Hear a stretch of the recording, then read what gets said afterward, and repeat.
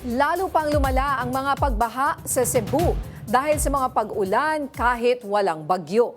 Pati ang mga lugar na ilang dekada nang hindi binabaha, pinasok na rin ng tubig kahapon. Yan ang umaarangkadang balita ni Clark Pasuit. Ito ang karaniwang kinakaharap ng mga Cebuano tuwing umuulan. Ang tila walang katapusang problema ng baha. At ngayon, pati ang mga lugar na hindi binabaha dati, binabaha na rin ngayon. Kahapon ang umaga, naglabas ng thunderstorm warning ang Pag-asa Mactan. Alauna ng hapon nang magsimulang bumagsak ang malakas na ulan na tumagal lamang ng mahigit 2 oras. Ang resulta, maladagat na baha sa Cebu City, Mandaue City at Lapu-Lapu City. Ang ibang mga estudyante, isinakay na lang sa kariton upang makauwi.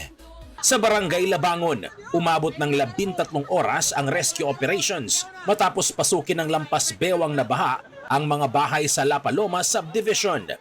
Sa Barangay Banawa naman, nagulantang ang mga residente nang biglang pasukin ng baha ang kanilang bahay ganong hindi naman sila dating binabaha.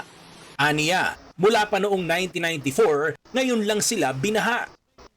Agad namang nagsagawa ng rescue operations ang CDRMO sa mga barangay na naapektuhan. Ito rin ang naranasan sa Lapu-Lapu City at Mandaue City.